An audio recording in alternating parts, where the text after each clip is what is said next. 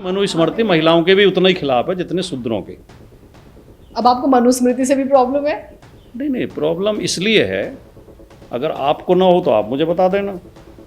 मनुस्मृति ये कहती है कि महिला स्त्रियों को कभी भी स्वतंत्र नहीं छोड़ना चाहिए। ये स्वतंत्र होते ही चरित्रहीन हो जाती हैं। स्त्री को बाल्यावस्था में पिता के अधीन, युवावस्था में पति के अधीन और वृद्धावस्था में पुत्र के अधीन रहना चाहिए। अगर आप इस बात से सहमत हो, आपको इससे आपत्ति ना हो, तो मुझे आप बता दो। बिल्कुल बेकार है सर, ये तो बहुत ही और वो ये भी कहती है, बात है। वो ये भी कहती है, पत्नी यदि संतान उत्पत्ति ना कर पाए तो पति को हक है कि वो दूसरा विवाह कर ले, ठीक है। लेकिन पति चाहे कोढ़ी हो, दिवालिया हो, नपुंसक हो, जुआरी हो, नशेड़ी हो और पत्नी को रोज पीटता हो, फिर भी उसके लिए देवता है।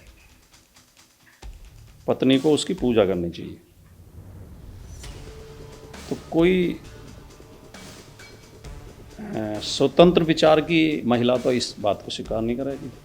मानसिक गुलाम तो कुछ भी स्वीकार कर लेते हैं। सिर्फ महिला भी नहीं सर, एक पिता भी अपनी बेटी के लिए हाँ, ऐसी चीज स्वीकार नहीं करेगा, नहीं एक भाई अपनी बहन के लिए स्वीकार नहीं करेगा। बस ये भी तो शूद्रों सच के है। बारे में वो ये लिखते हैं कि शूद्र का एक ही काम है कि वो बाकी 3 वर्णों की सेवा करे, वो भी निस्वार्थ भाव से, उसके बदले में कुछ मांगे नहीं। अच्छा। और शूद्र को ज्ञान का अधिकार नहीं है, शिक्षा का अधिकार नहीं है, धन एकत्र करने का अधिकार नहीं है।